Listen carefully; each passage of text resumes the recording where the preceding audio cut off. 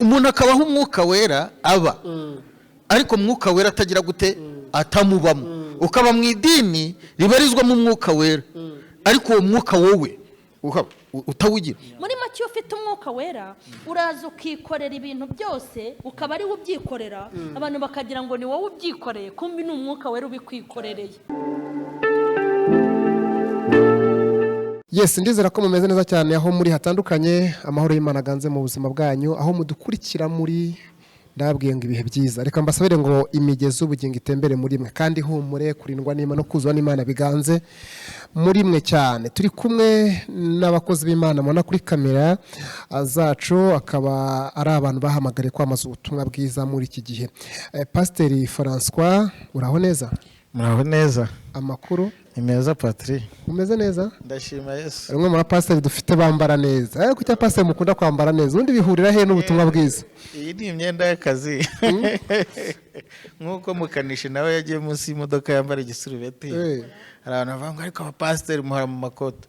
Oya, iyo ntaje mu kazi k'Imana ngiye kwirora gusenga nambara utubodi, nkambara uturakoste.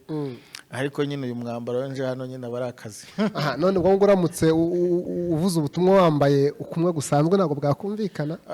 Ubutumwa bujyana n'umuco. Hari aho wakambara ikabutura ntagire n'ikibazo. Mfite umushuti wanjye n'umupasiteri mu bihugu by'Uburayi. Rimwe naramubonye ndi kureba video mbona yambaye agakabutura n'agapira. Tamuyaze wari wagiye ati nari nagiye kubwiriza bikemera se? Ati hano nta kibazo. Ariko rero agiye kuza muri Afrika arambwira ati mbwira code, ibyo bita code mu bijyanye n'imyambarire. Ese aho ngaho ubona nakambara nte ku buryo ubutumwa bwiza ndi bubwirize buri bwakirwa. Ari byo bita homiletike muri theology. Ni ibintu bijyanye n'uburyo ugomba kuba uhagaze umeze igihe ugiye kuvuga ubutumwa. Nk'ubu ugiye mu Buhinde hari ukundi kuntu ushobora kwambara. Ushobora no kwambara ikanzu. Okay, ndizera ko umeze neza. Ndashima Imana. Mu buzima busanzwe umurimo w'Imana, muri minsi ufite ishurirwa ririmo rirakujyamo cyane wagukurikira ugiye kubagezaho. Ihishurirwa ndimo ni rivuga ngo tubumwe nkuko Kristo nawe ari umwe na Data. Ikigaragara Satani ashaka kuturemamo ibice, ariko mu Gifaransa baravuga ngo niyo fera force, ubumwe nizo mbaraga. Ngo kandi ababiri baruta umwe. Turagushimiye cyane ko waje kuba natwe kuri Mama Charlene official. Imana iguhe umugisha, abagukurikira abagukunda basuhuze abagukurikira bari mu bihugu bitandukanye. Ndabasuhuje abari Burayi, Amerika, Asia, Oceania, Australia, Afrika, mu Rwanda, mu ntara zose. Ndabahobeye mu izina rya Yesu Kristo. Imana ibahe umugisha ubyibushye ufite taye. Ubyibushye ufite taye. Ako nakawe nawe. Okay, Mama Charlene umeze neza? Ndamahoro. Ndashimira. Mwino minsi uratuje cyane, sinzi uko bimeze. Byagenze gute? Utuje. Sika utuje cyane, uvuga utuje ukuntu. Ubundi ugitangiye uvuga ubutumwa avuga ngo ugira amagambo ngo kakaye ngo ni feri komeye, ariko mwino minsi ubona kuvuga harimo ubwenge bwinshi. Hari umuntu wagukanze? Reka nkubwire. Oya, ntago ariyo mpamvu. Ariko sunda abantu bashaka ko mbahondagura buri munsi. Imana yo ntago ibigira ngo yomore ibikomere by'abana bayo. Nta muntu wankanga nabo barabizi. Oya, ibyo ko nkanga byo ntago birimo. Cyangwa ari umuntu wakuganirije akabwira ati ariko wagenze gake. Gusa yanganiriza kuruta uko Imana yanganirije. Oya, hari ijambo rikomeye Imana yambwiye ngo umunsi ukuri kuzagushiramo ujye umenya ko wasatiriye urupfu. Uko biri kose nta muntu ukanga kurusha Imana. Ubundi ibintu mvuga suko yankanze kandi yigukanga cyane, ahubwo sinzi impamvu bivuze mba numva ameze nkuko nari imeze. Uyu munsi wambaye nete zitandukanye n'imyenda, kuki we wambaye nete zidasa n'imyenda? Nawe warambonye kuko none se ubundi wajya kujyanisha n'umwenda nuko bura byari byahuye pe. Okay, ndizera ko umeze neza. Ukuri umva ameze neza cyane. Nuko nyine maze imisi ndwaye. Naya masaba ari kundya n'uyu munsi yandiye cyane. Wenda ari impamvu ubona nasuherewe. Ese wasanga ari gukora cyane, uri umuntu bakora cyane, bakoresha imbaraga, bitekerezo no kureba muri kamera cyane. No mu rugo buriya nkajya mu byombo, nkajya no gukoropa yibaba wembese. Nkaba umugabo, nkaba n'umugore, nkaza no kuri kamera. Nari amabuye. Nkajya no gukina filime muri shoot. Ukongera no gusenga. Nabyo ni umurimo. yego turabakiriye ndashaka ko tuganira ku ngingo twateguye turi mu bihe bya Pentecote ku bizera Kristo ku bakiriye Kristo no mbaraga z'umwuka birazamukiye itorero ngo bari mu cyumba cyo hejuru haboneka umuriri haboneka ku biriri by'umuriro ku bantu abanavuga mu ndimi Pastor Francois ubundi umwuka wera ni iki abudu kujya kutazi byari byatabasha kubyumva ahubwo umwuka wera ninde ninde urakoze cyane kunkosora rero cyo mubereye abashumba ariko niyo wavuga gutyo kereka ibindi kinyarwanda gisa nk'ikigoranye ariko mu gifaransa bishobora kugira ukundi byongera cyangwa mu zindi ndimi ariko umwuka wera ni Imana Bibiliya iravuga ngo Imana ni umwuka ubwo nihazamo reciprocité ubwo umwuka nawe ni iki ni Imana ni Imana gute ni Imana muri Trinité ni Imana mu butatu butagatifu cyangwa mu butatu bwera Imana data Imana mwuka ni Imana mwana ahubwo ni Imana yigaragaza mu bihe bitandukanye isezerano rya kera turayibona nk'Imana data iyoboye abisiraheli mu gihe cyo kuducungura turayibona nk'Imana mwana mu kuza kwa Yesu Kristo mu gihe turimo umwuka wera amanukira intumwa turamubona nk'Imana mwuka amen niyo mpamvu Yesu yavuze ngo nzagiye ariko nzagaruka ngire gute mbane namwe ni Yesu ubwe muri twebwe ni Imana muri twebwe iyo ufite umwuka wera uba ufite Imana hehe muri wowe Imana ishimwe ariko abantu banabyumve neza baze kubitandukanya ntabwo umwuka yaje mu gihe cya Pentecote gusa mu gihe cya Pentecote mwuka yaje kuturana natwe no kubana natwe ariko mwuka yarageze gute yahozeho kandi yarahari no mu kuremwa kw'isi yarahari yagendagendaga hejuru y'amazi ngo ugendagenda ubundi umwuka bisobanura ngo niwe watangaga ubuzima byumvikana umwuka atanga ubuzima mama Charlene umwuka amaze kuwusobanura murashaka kwitega badukurikiyemo ibihe bya Pentecote ubundi iyo bavuze ngo twuzure umwuka ngo ryo kumanjirwa n'umwuka kuri wowe ubyumva gute wabisana gute umuntu utabyumva kuzura umwuka yavuze ngo umwuka ni Imana ubwo nukuzura Imana kuzura umwuka ni ukuzura izindi mbaraga burya nimba umwuka uhari wera hari n'umwuka wirabura yego umwuka wera n'umwuka wirabura umwuka wera uturuka ku Mana umwuka wirabura cyangwa mubi uturuka kuri Satani kuvuga rero ngo kuzura uba wawuhawe kandi muri kwa kuwuhabwa hari n'ibimenyetso bigomba kukuranga kuko njye wenda ndabyibuka nuzura umwuka wera nahawe imbaraga maze no kuzihabwa mitangira n'ibintu bihinduka mu rugo rwanjye mbere umugabo yajyaga ataha mbere yuko mukingurira nkicara ntiburetse sindi umuzamu ugategura imigambi sindi umuzamu ndabanza muheze hanze kandi niriwe mu materaniro y'abagore ariko uwo mwuka amaze kuwuhabwa nararaga nicaye mu ntebe kugira ngo nakomanga mpite ngenda nkingure muri make hari n'ibintu wahinduye muri ngewe ubwo rero wenda umuntu uvuga ngo ntazi kuwuhabwa sinzi nimba no kuwubona yawubona kuko uko biri kose uyu mwuka Yesu yabivuze neza aravuga ngo ni umufasha umufasha uyu mwuka yaje kudufasha babandi bicara ngo ibi bintu se byashoboka hari n'abantu bakubwira ngo none se ngo uri marayika akakubwira ukoze mu cyuma se ntabwo dukoze mu cyuma ahubwo hari izo mbaraga z'umwuka wera ntabwo tubaje mu giti tubaje mu mubiri nk'uwo ufite ariko hari izindi mbaraga uri marayika ntabwo ndi marayika ariko hari izindi mbaraga wowe se ntugira umubiri abantu benshi bampa amadetaye ntugira umubiri se wowe nubwo uri pasiteri mbese bakumva ko nanjye ngomba gusambana ngomba kujya mu bagabo ariko nicyo nababwiraga uwo mwuka ku bw'izo mbaraga ni umufasha azajya adufasha bya byaha tudashoboye adufashe kutabikora uwo mwuka wera ibyo twananiwe guterura nk'ibibazo uwo mwuka wera azajya adufasha kubiterura ibyo twananiwe kwikorera uwo mwuka wera azajya adufasha kubyikorera mbese ni umufasha nyine ugufasha mu byago ndetse no mu makuba. Yego Pastor Francois ahise abyinjira ashaka kukubaza ubundi umwuka wera yaje atumarira iki umumaro w'umwuka wera ku mukristo. Hari ibintu bimwe avuze by'umumaro nabyo ndi bwongereho ibindi ariko ndagira ngo abantu banatandukanye nk'uko yarabikomojeho guhabwa umwuka wera, kubatizwa mu mwuka wera no kuzura umwuka wera. Ni ibintu bitatu.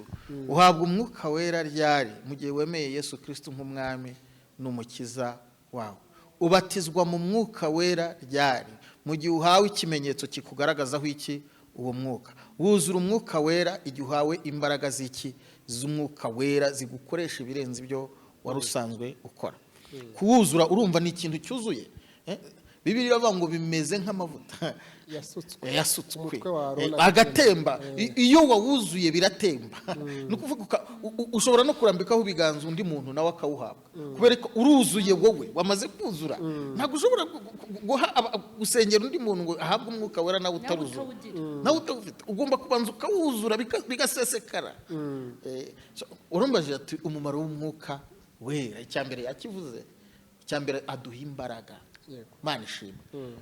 Mu byakozwe n'intumwa igice cya mbere haravuga numva ari umurongo wa 8 ngo umwuka wera nabamanukira muzahabwa iki imbaraga. Yanabisobanuye aravuga ngo iyo umwuka wera wari umubajije ngo se umwuka wera ni Imana ibirimo niyo. Reka nguhe urugero aho umuntu afite imbaraga ubwe abahari. No kuvuga ngo wowe urinde, wowe uri ibikugize, wowe uri ibyo utanga, wowe uri ibisohoka muri wowe. Aya magambo yasubiyemo arakomeye kuyumva. Ngewe ndi ibingize ndi ibyo nanga, uri ibyo utanga kandi uri bikuzuye. Kuko umuntu atanga icyo agize gute afite. Umuntu angana nuko atekereza, umuntu asa n'ibyo akora. Nibyo ngibyo imbaraga z'Imana ziri muri twebwe. Ni ukuvuga ngo Imana iri hehe? Iri muri twe. None kandi navuga ngo buzuye umwuka bafite umwuka bagakora bagatanga ibitandukanye n'umwuka wagombye gutanga. Ibyo rero ni gute nshobora kuzura umwuka nkagira utundi tuntu nagiye kurondora, nkagira urwango, nkagira iki kandi nuzuye umwuka. Aho niho uza kumukora mu gatama Charlene nawe ujya kugisubizaho. Nawe uraza kugisubira. Uretse ko mu kanya reka mbanze subiza icyo mbone kugaruka ku mumaro w'umwuka wera. Urabajije uti ni gute umuntu avuga ko yuzuye umwuka ariko agakomezanya utundi tuntu ubona dutandukanye. Hari ibintu bibiri ugomba kumenya. Umwuka yaje atanga ibintu bibiri. Atanga impano, agatanga n'imbuto z'umwuka wera. Rero umuntu ashobora gusigarana impano, igice kindi atanga cy'imbuto akakijute akakirojeta. Kandi ni igice kigize gute gikomeye. Kuko Bibiliya iravuga ngo izo mbuto ngo misiyo ya mbere Imana iduhaye ngo ni ukugenda tugire gute twera imbuto kandi nyinshi. Urumva? Niyo misiyo ya mbere. Noneho impano nizidufasha kugira ngo tubashe kwigarurira aba bantu. Reka mbabwire. Turabigarura cyangwa tubagarurira Kristo? Tubagarurira Kristo. Ariko baba babanje kudukurikira tukabona kubashyira nde Kristo. Bibiliya reka nguhe urugero kuntu bivuga impamvu nayo imvuze ibyo ngibyo. Biravuga ngo mugende muhindure nitwe. Bibiliya ikongera aho ndanyuzwe uransi ngo musengere abantu mubarambike ibiganza mukiza abarwayi. Niko Bibiliya ntavuga ngo ni ukuvuga impamvu uvuga ngo mukiza abarwayi si twe tuba tubakijije, se Kristo ni Kristo muri twebwe. Niyo mpamvu Pawulo yavuze ngo sinjye uriho ni Kristo muri twe. Mama yavuze terega umubiri dufite niwo n'abandi bafite. Niyo umubiri abandi bafite ariko uri muri twebwe. Haleluya, amina. Ari turi mu bisi. Imana ishimwe. Amen. Uri muri twe. Iryo jambo ndarikunda. Yohana ibice 4:4 mu nzandiko zanditswe na Yohana. Yego. Uri muri twe ari turi muri. Ubwo ni umwuka wera? Ni umwuka, ni Imana. Ni Kristo. Rega ni Trinity. Yego. Nigi. Yumvikane ko mashani iyo umuntu avuze umwuka abavuza Imana. Yavuga Imana akabavuza umwuka, yavuga Yesu akabavuza umwuka avuza Imana. None se igirigizwe n'ibintu bitatu nibyo nkunda kuvuga. Umuhondo na kakantu k'umweru n'igishishwa. Ariko byose bigize igi. Yego. La composition divine. Ni Imana ariko mu reka ngurugero kugira ngo nabyumve mu buryo busanzwe. Twanabivuzeho rimwe gatoya. Umuntu agizwe n'ibice bitatu. Wowe ugizwe n'umubiri, ukagirwa n'umwuka, ukagirwa n'ubugingo. Il y a le corps, l'esprit et l'âme. Ibyo kandi byose bikorera mu muntu. Kandi byose bikeneye kurya. Twageze tubisobanura ubushize. sinzi cano tuba twabwirije kuri nyinshi yariyo ko yanjye no kubyaje ariko umuntu ni umuntu umwe ariko bigizwe n'ibice bingahe bitatu. Hari igihe umusanga ari mu mubiri, hari igihe umusanga ari mu marangamutima, kuko igice cya ame cy'ubugingo kigizwe n'amarangamutima n'ingamba n'intekerezo, ibintu nk'ibyo. Noneho umwuka ni wa wundi utumenyesha Imana, utuma tugirana ubusabane n'iki n'Imana, icyo utuma tugira mu byo bita surinaturel, la septième dimension, mu rundi rwego rwo mu mwuka. Imana reka twekubijya, reka tugaruke ku kibazo. Uzakora ikiganiro utatwinjiye mu bintu by'ubwenge ubisobanure. Eno ku cy'umuntu yuzura umwuka akagira amahage akagira andi mahage. Ari ikintu ukwiye kumenya. Kuki umuntu ahabwa akazi ariko yarangiza bakamwirukana ko yananiwe gukora akazi kandi yakoze ikizamini imbere yo kwinjira mu kazi? Aba yakoze akazi nabi.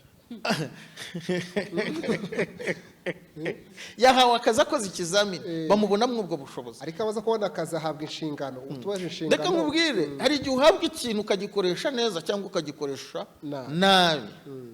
Hari n'igihe umuntu arirana umugati kandi awufite mu ntoki. Murabona umuntu ari kurirana umugati, kereka umwana nyine. No mu mwuka dufite abana, dufite abantu bameze nk'abana barirana umugati bawufite hehe? Mu ntoki. Murabona umuntu uza kubitwa kandi afite intwaro, kuko atamenye kugira gute kuyikoresha. Niyo mpamvu Pawulo yongeyeho ijambo rivuga ngo muyoborwe n'umwuka. Hari igihe uba ufite ariko atakuyobora, waramwigizeho ikigande, warivumbuye, warigize jenoside kwa no jenoside, gahinduka kitabwirwa ntikibone ntikinumve. Urumva?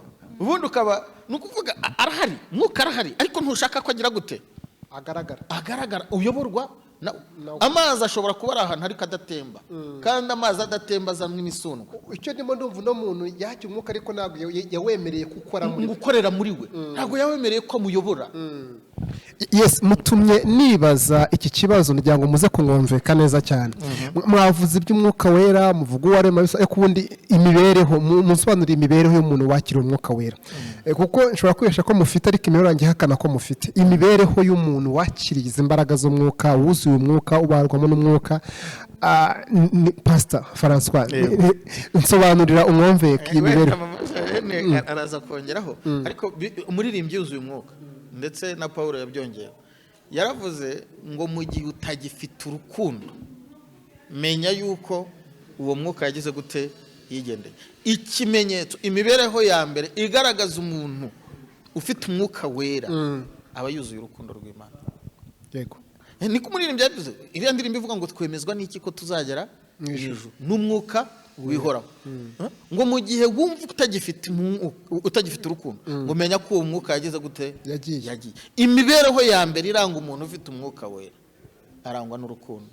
Washerena yego, uri gikomeza komeza kibazo. Hari urukundo n'umubano. Umugani wa yandirimbo y'Abagatolika, Imana ibigize gute ibihari. Ikintu cya mbere kigaragaza ahantu hari umwuka ni urukundo, kuko umwuka wera azana urukundo. Urabihuza gute Pastor? Uvuze ku rukundo ariko ukifite iyo ndanguramajwi urwo ruvugiro. Urabihuza gute n'ukuntu usanga mu matora y'amadini ahubwo urwo rukundo uko bawizihiza buri mwaka ahubwo ruba ruki? Ubwo ntabwo ariwo buzura. Sinzi nawe mujya mwibona. Ari ikintu kimwe. Ndabibona. Kera abantu bajyaga bafashanya bakajya mu cyaro bakajya guhingira umuntu bakagira gute. Uyu munsi ahubwo umuntu arakizwa akaba mu kazu ka wenyine. Nyine nibyo nkubwira. Hari igihe umuntu abaho umwuka wera ariko umwuka wera atamubamo. Umuntu akabaho umwuka wera ariko umwuka wera atagira gute atamubamo. Ukaba mu idini ribarizwamo umwuka wera ariko uwo mwuka wowe utawugira. Nta n'ibishashi byakujyaho ba. Nyine nibyo bishashi nkubwira. Iyi ndege nini igiye guhaguruka, utundi dutoya, impamvu batuzirika nuko umuyaga w'indege nini ushobora gutuma na twa tundi dutoya tunyeganyega mukagira ngo natwo tugiye guhaguruka. Kandi moteri zazo zaragize gute zarazimye. Niyo mpamvu ubona umwe yishituye mu rusengero ukabona naba wagiye kera nabo baragize bate baranyeganyeza. Kubera ikizi warahigeze ariko nawe ugiye hari n'utudege. Indege nini irahagurutse uwo muyaga uranyeganyeje ibintu byose. aha mumeshe ni ikihe kintu cyatuma umwuka wera ava ku muntu ariko tunamwungana ku cyo yavugagaho imibereho y'abantu buzuye umwuka mu by'ukuri umuntu wuzuye umwuka akawuhabwa akabaho ubuzima bw'umwuka akavuga kuri rwa rurimi warimo utangugiro rwo wagerageraga gutongera turebe ariko gukora mu kanya akanyeganyega ese ashobora kuwutakaza ni ibihe bintu byatuma atakaza izi mbaraga z'umwuka wera reka mbabwire abantu benshi bavuga ko kujya mu ijoro biruhije ariko burya impamvu bibagora ni uko uyu mwuka udahari ubuzima bw'umwuka wera ntako busa abantu gukizwa bibabera umuzigo hari n'abagera mu gakiza bakicuza icyatumye bakizwa ariko iyo ufite uyu mwuka wera urugendo rujya mu ijoro mu bantu biremerera wowe ntuburimo iyo Imana ikubwiye ngo reka iki uwo mwuka wera niwe ugitsikamira nk'ubu hari ubuzima umuntu aba abayemo cyangwa n'umurimo twagendaga dukora ukabona abantu birabaruhije birabagoye muri make navuga ngo umwuka wera ni nka esanse Imana ibigusutsemo zareba imodoka rero yuzuye pana bya bindi byo gushyiramo ka gakoroboyi ngo ka 5 n'10 imodoka yuzuye esanse biba ari sawa iyo rero uri mu buzima bw'umwuka wera kubana n'Imana ntibikugora gukorera Imana ntibikugora kureka ibyaha ntibikubera imizigo ubwo wumva ari utuntu tworoshye kuko hari n'igihe umuntu yicara akakubwira ibi bintu zabishobora mbese kuri we bakabona wenda ntiwuzuye bakajya ngo uri igicucu ntiwuzuye uri igiti ariko ni ukubera umwuka wera uba uri muri wowe muri make iyo ufite umwuka wera uraza ukikorera ibintu byose ukaba ari we ubyikorera abantu bakagira ngo ni wowe ubyikoreye kumbi ni umwuka wera ubikwikorereye yikorera muri wowe yikorera muri wowe kuko wenda urugero nk'uru rugamba rwo kwibana nibana abantu benshi ntabwo uzabishobora uracyari muto ko numvaga nzabishobora kubera uwo mwuka wera uri muri njye dore ikintu gituma umwuka wera ukuvamo ni ukwinjiza umubiri nabonye kutaki hari indirimbo ivuga ngo yabonye uyoborwa n'umubiri usigaye uyoborwa n'umubiri mpita nikuriramo akanjye karenge umwuka wera ikintu gituma uguhunguka kuvaho ni uko uba winjije umubiri mu Bagalati ibice bingahe 3 umurongo wa 22 haravuga ngo dore imbuto z'umwuka ni izi ngizi barondeye ibintu gera kuri 7 baravuze ngo ni urukundo kwihangana amahoro ibyishimo kugwa neza kugira neza n'ibindi byinshi abango ibisuko uko n'amategeko abihana pasa murizi no mirongo n'ubuzima bw'abakristo buzuye umwuka wera ese urukundo ruhari wavugaga ese kwihangana kurahari ese kugira neza kuracyaboneka igisigaye wenda nimba kinasigaye nacyo simbizi cyangwa ruduhurunguro kuko Bibiliya avuga ngo mu gihugu cya Isirayeli hateye inzara barya inuma barazimara bagera naho gutungwa n'uduhurunguru ngo umuntu wabaga afite amahurunguru yabaga ari igitangaza uduhurunguru tw'inuma muri iki gihe umuntu dufite menya ko ari igitangaza abandi bari kurya abana do presta sai umuntu ufite uduhurunguru inuma zo sinzi nimba hari n'ikiyifite yifite ayikomereho ufite inuma kuko irabyara irabyara ariko uduhurunguru ntitubyara uduhurunguru ni imari do presta nibura uragahura n'usigaranye utuhurunguru ataragera ku rwego rwo kurya iki kurya abana bajya impaka abagore uyu munsi twariye umwana wanjye twari twavuganye ko nawe tuzaryuwe niyo matiku ubona ariho nibyo bibazo ubona biriho nizo ngumi zihari ibyo twavuganye twari twavuganye kuzabigenza gutya ariko siko wabikoze uzayobora igihe kingana gutya nanjye nkajyaho the pastor si yaba ari kurya abana abafite uduhurungure nibura nubona ajya kugutera ikofa akarikubyiringiraho ntaryinjiza ni uduhurungure asigaranye ariko ubundi yagukuye iryinyo umuntu ufite inuma ayikomereho nishaka uko yabimeze kose iba yarapfutse n'amababa ariko yikomereho bazi kuko yaguye icyororo iyo yaguye icyororo yigaburiye wongera ukayigaburura ese igaburirwa n'iki inuma uzirya icya irya amasaka amasaka ni iki se ni umweru inuma mu buryo bw'umwuka bararya barya iki bya bindi twavuze barya amasengesho barya ibitambo mu mwuka bararya nitugira umwanya tuzabivuga Bibiliya iravuga ngo utarya ntananywe mu mwuka ugomba kurya kandi si ni mu mwuka w'Imana gusa no mu yindi myuka bararya no mu mwuka w'Imana bararya barya amasengesho bagira ubagaburira kandi Bibiliya ivuga ngo iki banywa n'amata mwifuza amata ariko atari umujago amata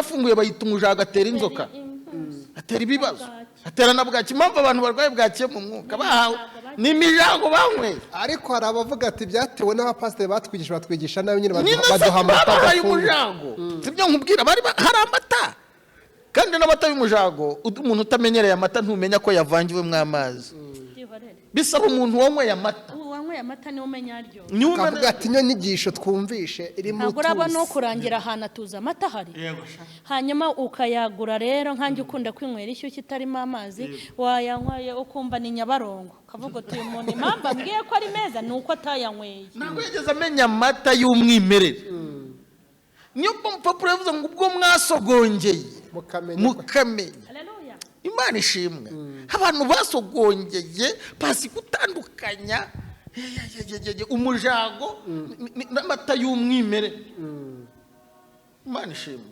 Imana ihimbazwe umunyemerere ikiganiro ni cyiza kandi cyatuma tuza kugira umwanya munini urambuye ko tuzagira ibindi biganiro bitandukanye tugana ku musozo hari icyo ndimo nibaza ndagira ngo mugire ubutumwa mutanga muri ibihe turimo bya Pentecote abantu bo kuvuga ibigwi bya kera bavuga ibigwi by'uno munsi kandi ari ikintu cyakimbabaza amato n'amadini naye ngirwa umugisha nkavuga ubutumwa bwiza umuvuga butumwa mwiza nkunda ndajyana nabikubwire kuri kamera urakoze cyane urakoze Imana igumugisha mushumba tubigiraho twigira ku benge byayo abantu bakunda kwizihiza iminsi ariko nibizihize nyiri umunsi eno bagahinduka imbata y'iminsi nibahinduka imbata ya Kristo abantu dukunda kwizihiza pasika cyane tukanywa ariko pasika nitubemo abandi bakizihiza noheri bikagenda ejo bundi ku cyumweru ejo bundi azaba ari Pentecote n'abantu mu barabisengera n'iki ariko se ko byagombye guhinduka ubuzima mu gihe mutanga muri rusange nk'umushumba nka mu mashini n'umuvuga butumwa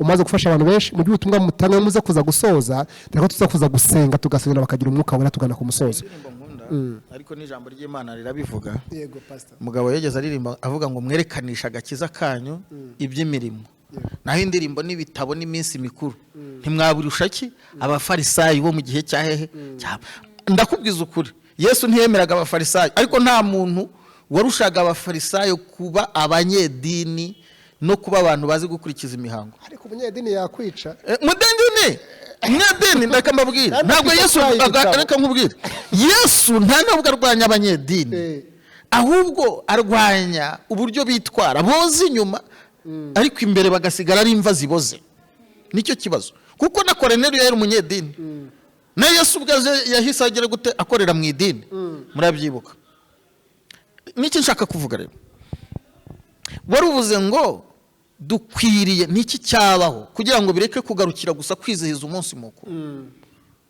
nuko twerekananisha agakiza kacu ki iby'imirimo indirimbo n'ibitabo misaraba n'amashapure n'ibindi ntitwabirusha abafarisayo bo mu gihe cyo hambere ikibazo abantu basigariye mu mihango mugani wawe kuruta nyiri uwo minsi mikuru rero reka bive gusa ko umunsi umwe gusa wa Pentecote ahubwo Pentecote tubemo buri munsi ntibe wa munsi wo kuyizihiza gusa ahubwo bibe ibintu bigira gute bihoraho Pentecote ihinduka ubuzima mama Charlene ibi bintu nabihuza gute ndimo ndavuga byo kwizihiza iminsi pastor babigarukaho ariko ujye n'ubutumwa utanga ibi bintu rero nigeze mbyigishaho birababaje hari bene wacu ntavuze iyo bari mu bihe by'igifungo n'abakoraga ibyaha benshi barabireka bakamenya kubyubahiriza bakibombarika ariko bavuga ngo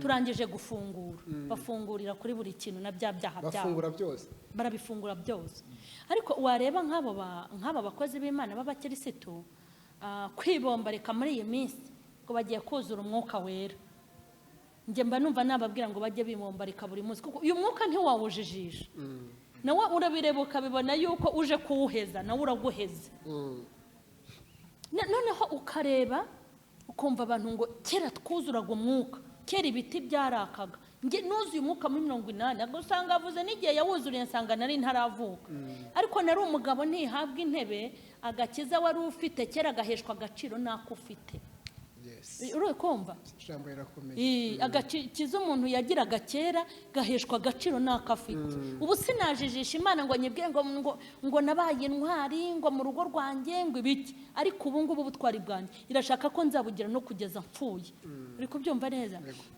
abantu rero ikintu nabifuriza nibashaka uyu mwuka nibashaka uyu mwuka kandi bagushakishe bareka ingeso zabo mbi nta muntu ushobora gufata ikivuguto ngo asukemo ibivuzo kumva uzarebe amata niyatokowe gato tubibona ko ari amata ngeweho amata afite akabazo sinayakonywera niyo mpamvu nikundira y'Inyanza kuko ariyo namenyereye kugira ngo uze usuka amata ubone harimo ibintu by'ibidobogo niko twabyitaga ndabamamarije bazanyinzanira akajereka urumva ukaboganiza amata mu gikombe ukabona harimo ibidobogo cyangwa ukabona harimo umwana ntabwo ushobora kuyamira ntabwo wayanywa pe ariko iyo usutse amata ukabona nta kosa ririmo kabona aranoze neza bayakubise umutozo ukagotomera uba wumva ari sawa ugenda ushisha wumva nta muntu rero umwuka wera barashaka kuwuzura ni nko gufata amata y'ikivuguto nk'ayo y'Inyanza meza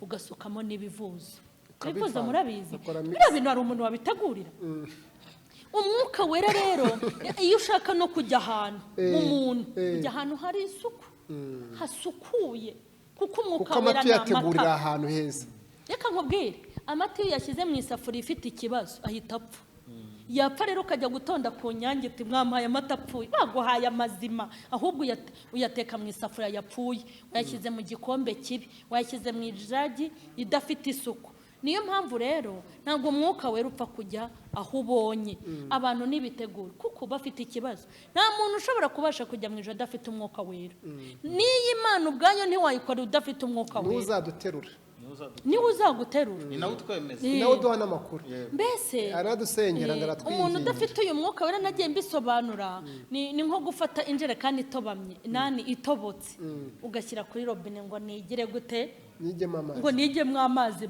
uvoma biva ukazategereza ko byuzura ukazategereza ko ukizwa ukabibura kuko biwavomye biva ntabwo gakiza gafite aho gashingiye yego turi kumwe na Pastor Francois ndetse na Mama Charlene kuri Mama Charlene official turi mu kiganiro turi mu gihe cya Pentecote turimo turaganira ku mwuka wera abantu bifuje ndabizi barifuje kuzura umwuka wera bifuje no gusobanukirwa no kwigishwa n'umwuka ndetse no guhabwa imbaraga z'umwuka no gusengerwa n'umwuka parabwiye abaroma ngo aratwingingira ati ibintu yitavuga ngo kandi yondora imitima izi by'umwuka wera atekereza kuko umwuka asabira abera uko Imana ishaka ndagira ngo Pastor tukugireho umugisha ndetse na Mama Charlene ugira ubutumwa utanga gato asigaye tuze gusengera abantu ubutumwa natanga ni mureke dushaka uwo mwuka wera niko umuririmbyi avuze ni Yesu wamutwemereye ni isezerano dufite mureke dushake uwo mwuka wera niwe uzaduha imbaraga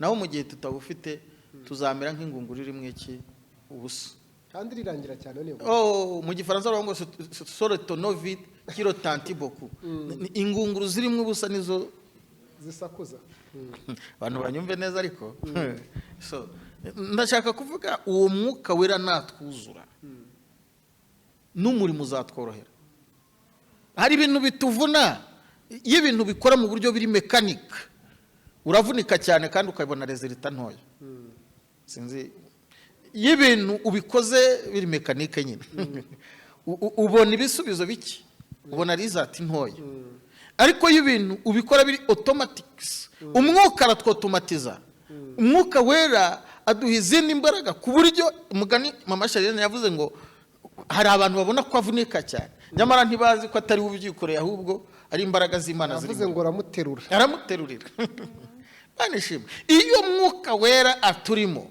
ntituvunika ahubwo ibintu birigira gute biba automatize birikora ubwabyo. reka tuwusabire abantu pastor, Reka tumusabire, reka Munyemere. dusabire. Nje ndumva ngende shaka isengesho muhuriyeho, ntabwo ushaka kwajya uceceka. reka mwese mugiye no gusenga. rero reka nkubwire abantu tugiye gusengera bari bico bingana. Yego. First one bagiye gukira, hari abantu batarakizwa. batarakizwa kuko umwuka wera niwe utuma abantu bakizwa. Yego. Bibiri abangwa niwe uzatsinda iki abizi abemeze. umwuka wera abanziriza agakiza. Icya kabiri, hari abantu bari bamufite baramutakaza. Yego. Kuko muririmbyi yaravuze ngo bavangamo ibivuzo, bavanga cyangwa se abo ni uretse noneho abo ba mbere baragize gute baramutakaje. Aho usomye muri Zaburi havuga ngo twibukaga iminsi ya kera cyangwa se twibukaga iwacu tukarira. Abantu aka kanya tugiye gusengana bahoze buzura umwuka wera bakaba barabivuyemo, bareke turire kuko twibutse ibihe bya kera ngo twibukaga ngo inanga zacu twari twarazimanitse. Akaba abantu, iki ni icyigisho gikomeye. Abantu barashaka gucuranga kandi batakiri iwabo, barazimanitse. Mureke dusubire iwacu tubone gucuranga. Sinzi Patrick nimba icyo mvuze ucyumva. ndimo ndacyumva. Dusubire iwacu ntibasubireyo banazimanure, tubone kumanura inanga noneho ducuranga. Aka kanya nako kurira kuko twibutse iwacu. Iyo usomye Zaburi mu bice biheruka by'ijana na kangahe haravuga ngo ubwo twasubiraga iwacu ngo twari tumeze nk'abagize bati nk'abarota, ngo twari twuzuye ibitwenge n'ibyishimo.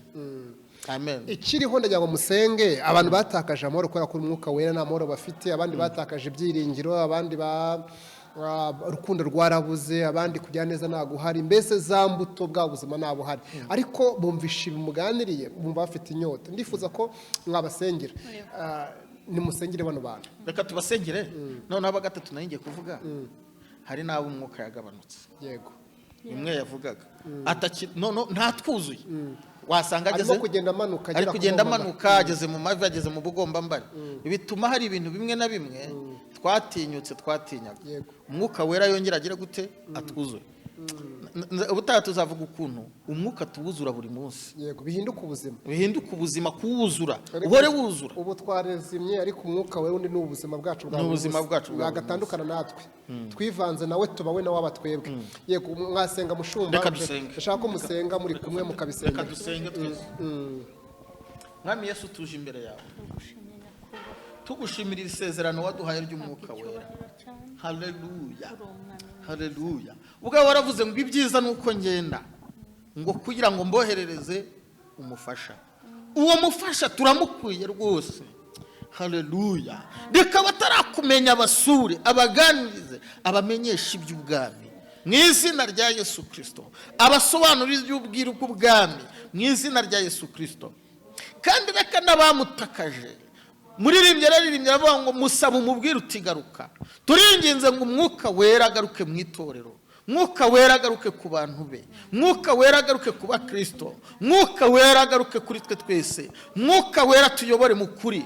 Haleluya. Mwuka wera, haleluya. Mwuka wera twuzure, mwuka wera yuzure umuntu wese uzakurikirana iki kiganiro. Mwuka lishikiribando, mwuka welezegenema, mwuka wo kunesha ibyaha, mwuka wo kwirinda, mwuka w'urukundo, mwuka utanga amahoro, mwuka utanga umunezero. Haleluya. Restansoa, abantu bongere buzura impano z'umwuka wera, abantu bongere bakoreshwa iby'ubutware, abantu bongere making a difference, abantu bongere bagira itandukaniro n'abapagani mu izina rya Yesu Kristo. Uwo mwuka wera turamukeneye kugira ngo tubashe kubwiriza isi, ngo ni uzadushoboza guhamya Kristo i Yerusalemu, i Yudaya no kumpera. Ntabwo twagera ku mpera z'isi tudafite uyu mwuka, ntitwabasha guhamya tutamufite. Turamukeneye. Niyuzure, niyuzure Yesu, niyuzure. Haleluya, niyuzure. Haleluya, niyuzure mwuka wera. Haleluya.